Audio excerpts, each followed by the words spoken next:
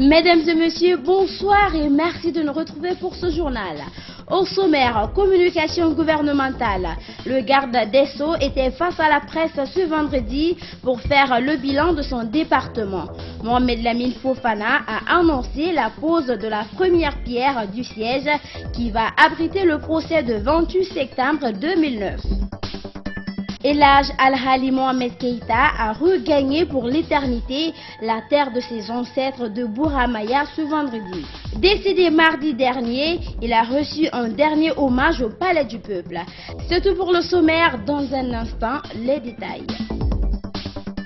Une fois de plus, bonsoir. Dans le cadre de la poursuite des communications gouvernementales, le ministre de la Justice, garde des Sceaux, était devant les journalistes ce vendredi.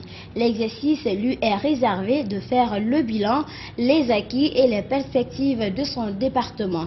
Pour l'occasion, Mamadou Lamine Fofana a annoncé la bonne nouvelle pour la pose de la première pierre du siège qui doit abriter le procès des massacres du 28 septembre 2009. Dans sa communication, le ministre a parlé des avancées significatives dans le secteur de la justice depuis l'arrivée d'Alpha Condé au pouvoir. Le dossier des massacres du 28 septembre 2009 reste encore un sujet préoccupant pour les victimes. Le garde des Sceaux a alors annoncé la bonne nouvelle pour la pose de la première pierre du siège qui doit abriter le procès. Cet exercice est prévu lundi prochain sur le site indiqué. Sur la même lancée, Mamadou Lamine Fofana a informé de la date de l'ouverture du procès du dossier 28 septembre 2009. Dès que cela se réalise, et nous pensons que d'ici le mois de mai, cela pourra se réaliser, et nous allons tenir le procès. Nous comptons, nous avons pris des engagements fermes vis-à-vis de la communauté internationale que le procès se tiendra en juin, sinon au plus tard, juin 2020. Et nous tenons à respecter ce délai. Le ministre de la Justice, garde des Sceaux, a expliqué le pourquoi Toumba Diakité est détenu en prison sans les autres inculpés dans le dossier du 28 septembre 2009. D'abord, Toumba est lié à deux infractions. Il y a d'une part sa responsabilité dans les événements du 28 septembre, mais il y a aussi sa responsabilité dans la tentative d'assassinat portant sur le président Dadis. Donc, à ce titre, un mandat d'arrêt a été lancé contre lui et le mandat a été exécuté au Sénégal. On a demandé l'extradition qui a été accordée et c'est à ce titre qu'il est détenu. Donc, il a une double inculpation. Pour le cas du capitaine Moussa Dadis Camara, le ministre de la Justice précise. S'agissant de Dadis, comme vous le dites, il fait partie des personnes renvoyées par le pool des juges d'instruction devant le tribunal criminel spécial. Et je vous garantis qu'il sera présent à la barre le jour convenu. Pour le reste des autres cas de mort d'hommes, Mamadou Lamine Fofana a déclaré qu'il est très difficile de mener des enquêtes, surtout quand il s'agit de manifestations. Malheureusement, ces morts d'hommes interviennent au cours de manifestations politiques ou syndicales. Et il est difficile, la police judiciaire, elle ne peut que reconstituer ou tenter de reconstituer. Parce que les gens sont en mouvement, il y a des tirs, je ne sais pas d'où ça vient, et il y a mort d'hommes. Donc il faut une reconstitution et je vous assure que c'est très lent. Les femmes du FNDC ont rendu publique une déclaration contre les tueries des jeunes ce vendredi à la Maison de la Presse. Une déclaration qu'elles qualifient d'ultimatum car elles n'entendent plus baisser les bras devant ces actes de violence. Mamadou Tandouba, Abdoulaye Keïta. Les femmes du Front National pour la défense de la Constitution rappellent à l'ordre les forces de l'ordre dans le maintien de l'ordre. Par leur déclaration ultimatum, elles se disent prêtes à ne plus baisser les bras et voir les jeunes se faire tuer par balle. En vous rappelant que l'article 141 de la Constitution vous oblige à être républicaine, au service de l'intérêt général de la nation, apolitique, soumise à l'autorité civile.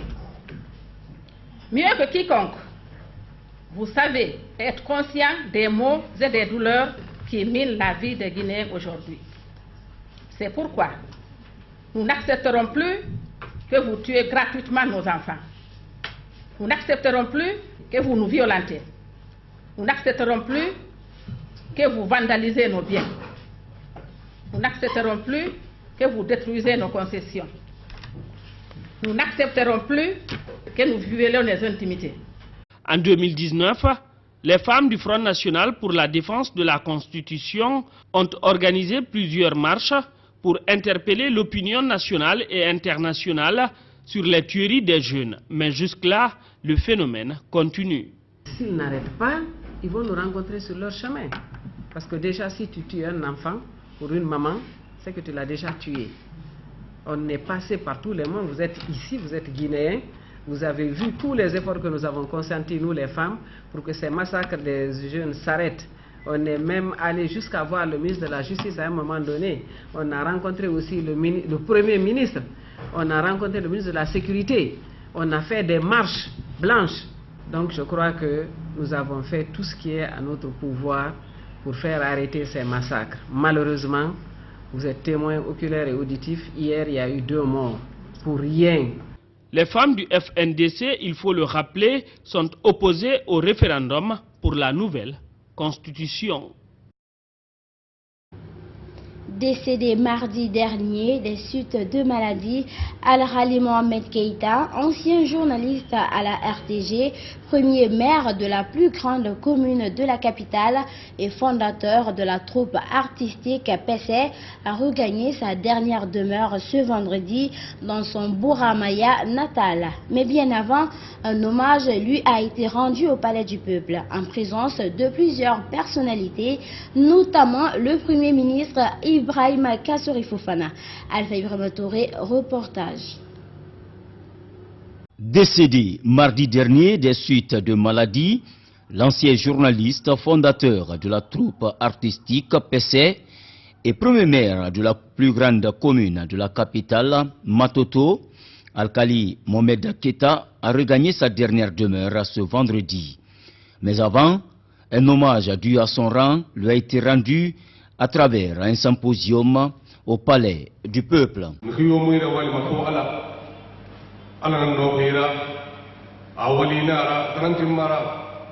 L'âge Al-Hali Mohamed Keïta a été partout, a touché à tout et a toujours su s'en sortir.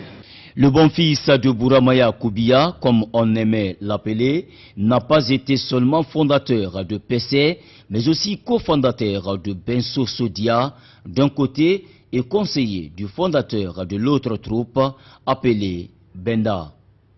Je vous dévoile aujourd'hui un secret. Al-Hali a été cofondateur de Benso Sodia. L'homme n'a jamais accepté l'échec. Quand il nous a manqué de subventions de la part de l'État, il nous a demandé de transformer notre association en union. Les hommages ont été à la fois pathétiques et inconsolables. Du haut de la tribune, le conseiller personnel du Premier ministre, chef du gouvernement, n'a pas pu retenir ses larmes au cours de son témoignage. Al-Hali Mohamed Keïta très tôt a commencé sa mission. Il était notre secrétaire aux arts et à la culture. Lui, Al-Hali Mohamed Keïta, et Cheikh Oumar Kabala, un point pour lui. Par la même occasion, l'honneur est revenu au syndicaliste Yamoussa Touré de lire l'oraison funèbre avant les mots de remerciement des membres de la famille de l'illustre disparu. Vie professionnelle de 1963 à 1964, enseignant à l'école primaire de Télémili. Je m'incline très respectueusement devant ta mémoire. Cher papa, tu nous as abandonnés à mi-chemin entre l'honneur et la gloire pour un voyage inopiné à destination inconnue. Présent à ce symposium, l'ancien maire de la commune de Matoto, Mohamed Kamara, a lui aussi témoigné de ce qu'il sait de l'homme d'abord en tant que collaborateur, mais en tant que premier maire de Matoto. Écoutez Mohamed Kamara, il est au micro d'Alpha Ibrahima Touré. Ce qui reste sûr et certain, je connais l'homme. J'ai travaillé avec lui. Il a été mon maire. Il a travaillé avec moi. J'ai aussi été son maire. Ça signifie beaucoup de choses. La Guinée a perdu un grand homme. La basse Guinée, la haute Guinée, la moyenne Guinée, tout simplement nous avons perdu une personne qui ne faisait pas de différence entre les hommes. Ce n'était pas un homme rancunier. Il aimait ses semblables. Il cherchait à rassembler les fils de la Guinée, à amener la paix dans notre circonscription électorale qui était Matoto. Nous avons travaillé pendant 16 ans ensemble. Jamais, au plus grand jamais, je l'ai vu passer. Lorsque vous le voyez devant vous, pensant à un moment où il est passé, et il y avoir des termes d'humour pour que tout le monde soit au même diapason, pour que tout le monde soit content. La France se dit prête à apporter son expertise dans l'enquête sur le crash du Boeing ukrainien près de Téhéran mercredi. C'est d'ailleurs ce que souhaitent les autorités iraniennes, l'aide de la France, mais aussi de tout autre pays occidental qui souhaiterait. L'Iran dément la thèse d'un tir de missile, même par erreur, comme l'affirme pourtant le Premier ministre canadien. Le Canada, qui, vous le savez, paye le plus lourd tribut dans ce drame. 63 citoyens tués sur les 176 passagers qui étaient à bord du vol. Suivez. Le président de l'Organisation de l'aviation civile iranienne l'affirme, une chose est sûre, cet avion n'a pas été touché par un missile, contredisant ainsi les hypothèses de la communauté internationale. Et pour le prouver, les autorités iraniennes se disent prêtes à mener une enquête conjointe avec l'Ukraine. L'Iran a entamé des enquêtes sur la cause de l'accident conformément aux normes internationales et aux normes de l'OACI et a invité l'Ukraine en tant que propriétaire de l'avion et Boeing en tant qu'avionneur à participer à l'enquête. Pour le Premier ministre canadien, pourtant, aucun doute ne semble subsister. Preuve à l'appui, cette vidéo diffusée par le New York Times. Elle montre la trajectoire de ce qui pourrait être un missile près de l'aéroport de Téhéran, puis une explosion. Nous disposons de renseignements provenant de multiples sources, y compris de nos alliés et de nos propres renseignements. Les preuves indiquent que l'avion a été abattu par un missile solaire iranien. Justin Trudeau reste lui aussi prudent. Il ne s'agirait pas d'un acte délibéré, mais d'une probable erreur. Hypothèse reprise par le Premier ministre britannique Boris Johnson. 4 ressortissants britanniques figuraient parmi ceux qui ont été tués. Il y a maintenant un ensemble d'informations selon lesquelles l'avion a été abattu par un missile sol-air iranien. Cela pourrait bien être accidentel. La lecture des boîtes noires pourrait éclaircir les circonstances de la catastrophe, mais l'Iran a pour le moment refusé de les livrer aux Américains. Le ministre des Affaires étrangères français, Jean-Yves Le Drian, s'est dit disponible pour contribuer à leur expertise. La France fait partie des seuls 3 pays possédant la capacité technique d'analyser ces boîtes noires. Une proposition restée pour l'heure sans réponse de la part des Iraniens. En France, 37e jour de grève ce vendredi contre la réforme des retraites. Les négociations se poursuivent ce matin autour du Premier ministre sur la question essentielle du financement. C'est toujours l'impasse. Hier, il y avait plus de 2000 cortèges à travers le pays. L'intersyndicale n'entend pas s'arrêter là. De nouvelles actions sont d'ores et déjà prévues pour la semaine prochaine. Suivez. Le balai des réunions a repris tôt ce matin à Matignon, mais désormais, l'ombre d'un projet de loi flotte sur les négociations. Du côté des patrons, tous les éléments semblent réunis pour qu'un compromis émerge rapidement. On a énormément fait tourner les calculettes, qu'on soit du camp patronal ou du camp, on va dire, des salariés ou des fonctionnaires, pour, de mon point de vue, arriver rapidement effectivement à trouver un accord. Premier syndicat réformiste reçu ce matin, l'UNSA. Le cocktail de mesures garantissant l'équilibre financier semble prêt, mais il manque un préalable. Le gouvernement doit retirer l'âge d'équilibre de son projet de loi. Si c'est ce qui se passe dans les jours qui viennent ou dans les heures qui viennent, c'est-à-dire que l'âge pivot soit retiré, je pense qu'on pourra créer les conditions d'un travail permettant un compromis. Ce matin encore, le gouvernement s'est dit prêt à faire évoluer son texte de loi. Toujours pas de quoi amadouer les syndicats qui demandent le retrait pur et simple de la réforme, CGT et FO en tête. Nous ne ferons pas de pause quant à notre détermination à faire en sorte d'empêcher que ce projet de régime unique par points voit le jour, parce que nous sommes convaincus, de plus en plus convaincus, qu'il est une erreur. On est prêt à aller à cette conférence pour montrer qu'on peut améliorer le système actuel. Notez-le bien. Hein. Cet après-midi, la CFDT sera reçue à son tour. Laurent Berger trouvera peut-être les mots pour convaincre le Premier ministre de retirer l'âge pivot de son projet de loi.